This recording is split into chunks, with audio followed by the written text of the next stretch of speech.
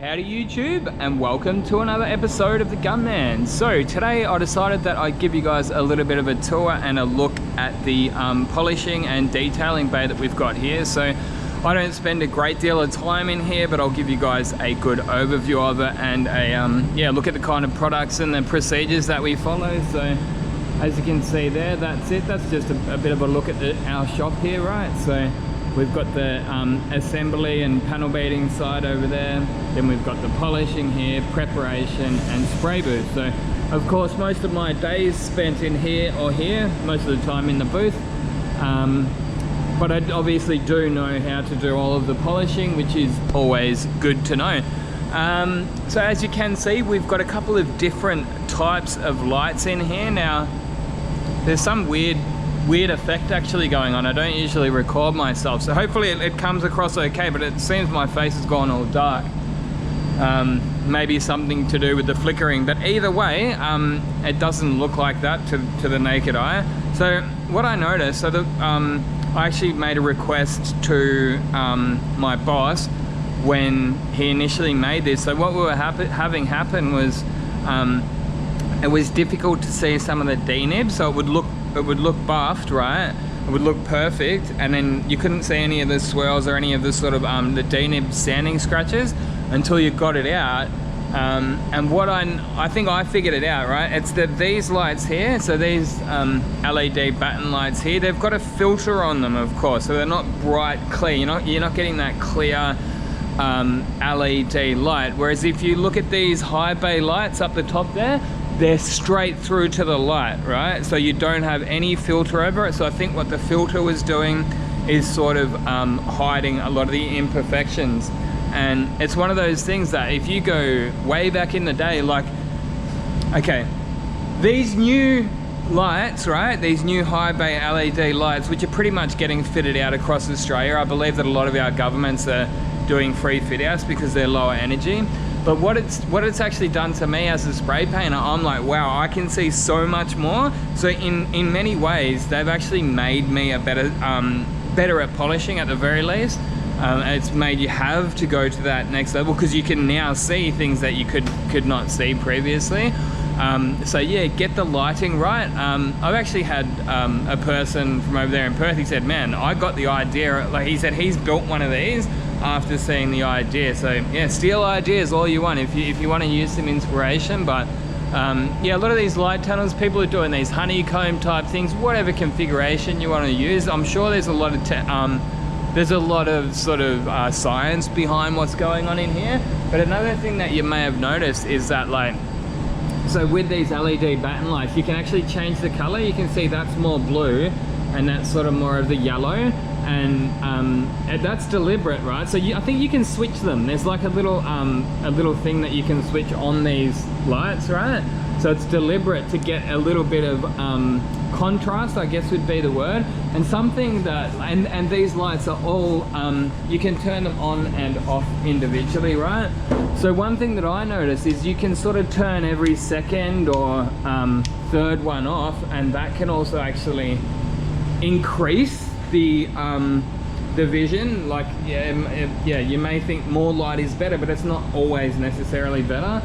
And of course you can turn those high bays off if you wish, and then you can go with just that. But you can definitely see the difference there. So this is back on with all those LEDs, and I can really notice the brightness has definitely dropped down a bit. So I do really like those high bays. Yeah, but look, they all definitely serve their purpose. Awesome little setup that we've got here. Another thing that you might even notice is that we've got a car lift under here. So, you know, we're not having to break out back when you're doing right down the bottom. And the quality of work that we do here is definitely a cut above the average. So like pretty much any nib will get removed out of the paints, any imperfections. So this is what I say to my detailer. I say, man, you're my goalie, right? We're not trying to just hide stuff. We're not trying to, oh, we'll get away with it. We'll just push it out, and if it comes back, it comes back. I want to know. I just tell him, I'm like, man, if there's an issue with my paint, tell me and we'll fix it. You know, or at least I can make the call whether or not we're going to, you know, run with it. But yeah, quality comes first at this shop, and everyone's sort of on the same page. And that's a really good thing. But either way, the next thing I wanted to go through is just some of the polishing products. So we've had a look at the place. I guess the next thing will be the machines that we use. So this was me that introduced the flex machines into this shop, and they've been an absolute dream to use. Massive difference in the quality from the flex machines to the Rubes. That's pretty much not used much at all. So this is the Rubes LHR21, I think that's the number, LHR21ES. yeah. So they're basically free spinning dual action polishers. So what will happen with them is if you hold too much pressure or you get caught on an edge, it'll stop. It'll basically stop and it'll just start wobbling, right? So it'll actually stop doing the rotation. This one here is a purely rotary one. So that's the Flex PE14180. Now these numbers they actually do mean stuff, right? So I think 14 is the size of the thread on it. Can't remember what the one, but there is another one with a different size on it, right? So one is designed for big pads, one is designed for small pads. We got the one that's designed for the large pads. Now you can still put the small pads on it. This is the one that I got at home, the 180. And then we do actually have another machine. Where it is, here it is. And this one's been getting a lot of work out. Shout out to Sonax Australia. They're the ones that supplied these machines for us, and they're really good. So yeah, so this is a forced rotation, right? So this will always continue to rotate, right? If you get it caught on edges, it's not going to stall. Whereas, like I say, the other one, the Rubes will stall.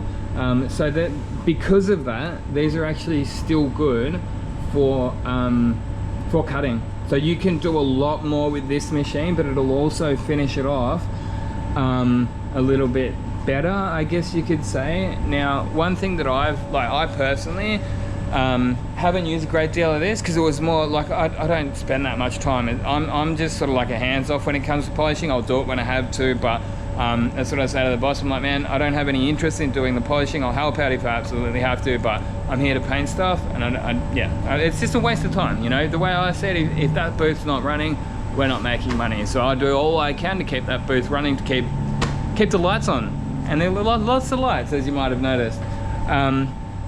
But yeah, I do definitely see the value in this, and particularly we had another guy that came in and he was doing a little bit of learning. So fresh green, never done any polishing in the past, so I had a lot more confidence giving him a machine like this.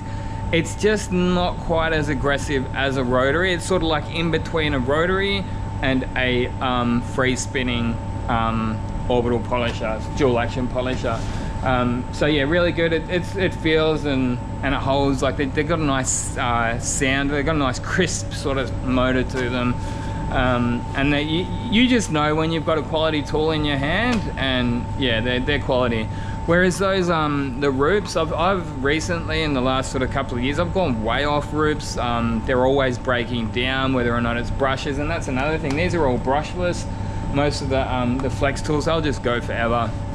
Yeah, quality German-made tools. But on to the next thing, which would be the sandpapers. And one thing that I've sort of, since coming here, I've definitely come around to these things. So they've got A5 and A7, if I'm not mistaken. So what are these? These are the A5s, right? So they're these tiny little sanding scallop discs, right?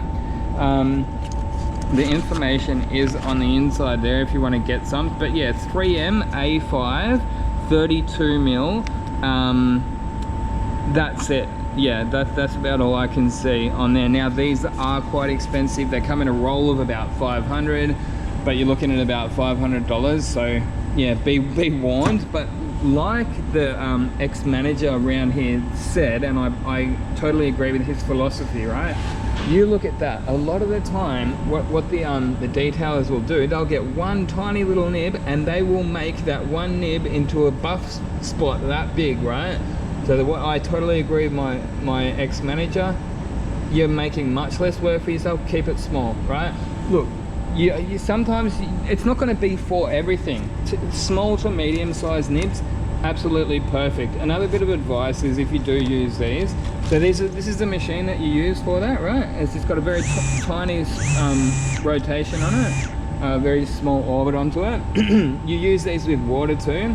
But another thing, you're probably only going to get about 3 or 4 nibs done. Now, depending on the kind of work you're doing, that may change, but we need the work, like I said before, to be proper, like really good here. So we can't just be leaving rounded sections, right? And that's another reason why the grade is important. Yeah, so do a couple of spots, turf it, you know, the job should be paying for it.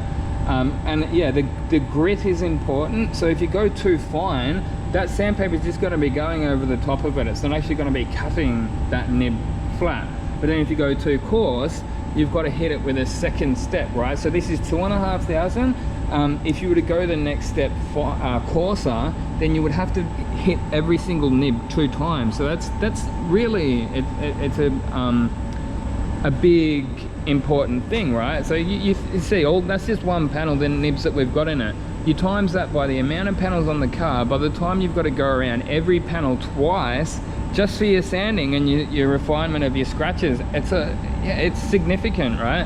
And I also mentioned the price of these. So let's just say, so this is a good look. Now I believe everything has its place, right?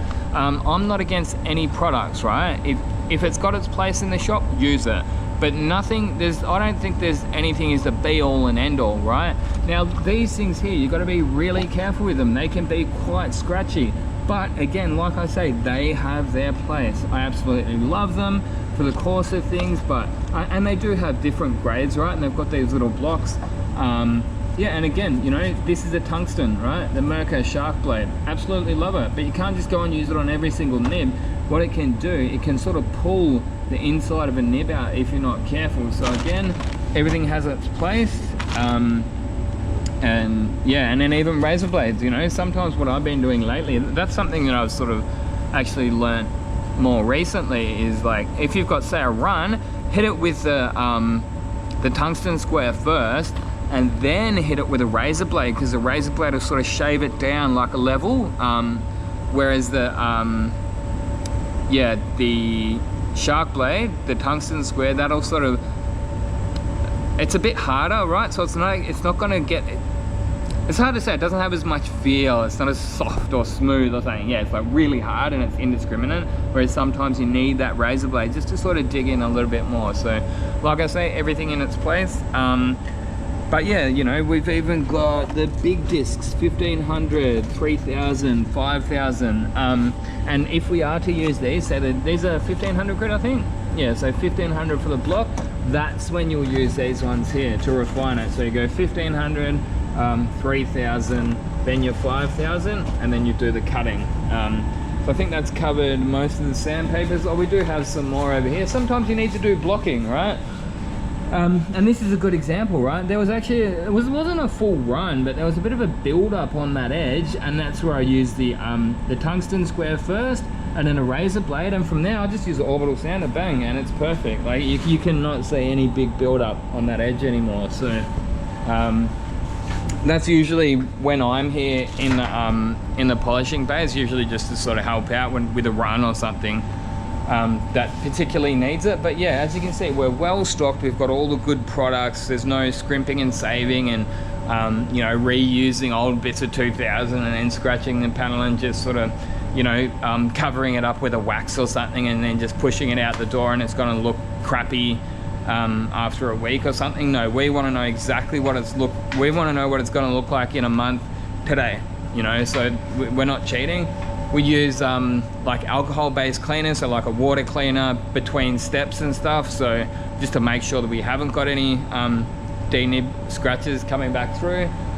We've got, you know, even down to 800 grit. You use them on the block, and yeah, lots of different polishing pads. Now, I was actually just talking to Baxter, the detailer, about this. Like, the guys from 3D come in and they like expect you to use everything from their lineup, and we're like, man, look, we didn't particularly like your cutting compound, we didn't like your polish, but we loved your pads. But you just get this attitude from some people, and it's like, I just don't get it. Like, wouldn't you not just take that as a win and not give attitude to the customers? So sometimes I'll like, when you get pushy reps come in and they give you attitude and they go behind your back even though you've given them clear orders to do something, you just kick them out. It's like, mate, you lose there. There's a potential customer, you know, and like they say, a happy customer tells 2 people, but an unhappy customer tells 10. So yeah, I'm not afraid to call out shitty reps and shitty salesmen who are just pushing. And yeah, so the next thing is, I guess, just the cutting compounds and the polishing pads. And look, generally, again, like, I love my Sonax, but I've just found value for money and reliability. 3M is yeah, probably the best, because one thing I've noticed about it happened with juice years ago, right? I swear, maybe it's just in my head, right? But I swear it used to be really strong, and I feel like they watered it down. I feel like they changed these formulas, a lot of these polishing companies do, but 3M, they're just solid. Like, you know what you're gonna get, and it just seems reliable to me anyway. So that's why most of our cutting compounds is 3M.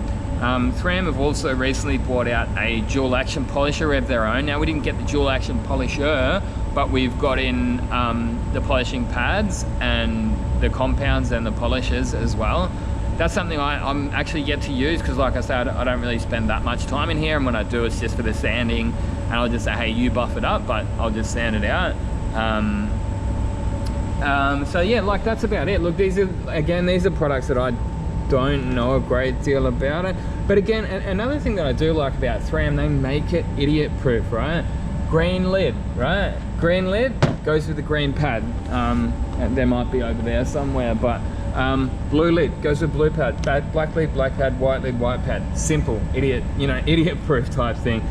And I guess that's about all I really wanted to cover. 17 minutes, wow. Yeah, so this is the video that I have wanted to do for a while. Just a bit of talk about the polishing bay. Yeah, if you're wondering why I haven't done any videos in the last few weeks, I've just seen a bit of a mental block, and I just can't be bothered sometimes just going over it. I feel like after 10 years in the game, I feel like sometimes if I'm just to take you through another spray job, and I know you guys will watch it and love it and probably get something out of it, but for me, I just feel like I'm going over the same thing. So, you know, go back, watch my old videos, and I'm definitely not saying I'm going to give up on YouTube. I just, at the moment, I just need a little bit of a break, so I'll still put some videos up. So yeah, I'm not going anywhere in a hurry, still enjoying work, and yeah, always striving to, you know, improve my results. And this is a good example here. This one here, ultra nice, glossy, shiny finish, and we've even started just painting the door jambs now, because they were picking, like, I think potentially getting a little bit too picky, but hey, the way I see it, no, if you're gonna start picking them, we just paint it, and you can't complain, even though it is a different color. So we do have to do it in 2 different boost cycles, but that's about it, guys. Yeah, my website's back up. I don't know what was going on with that. It went down for a few weeks there, so if you want to go and get yourself some Gunman merchandise, be sure to go and check that out.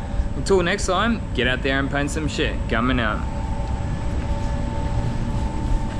Let's have a quick look over this job while we're here, eh? That's the kind of stuff we do. That's just another job. I got another one of these in the booth. Just another job. Better than factory, of course, though.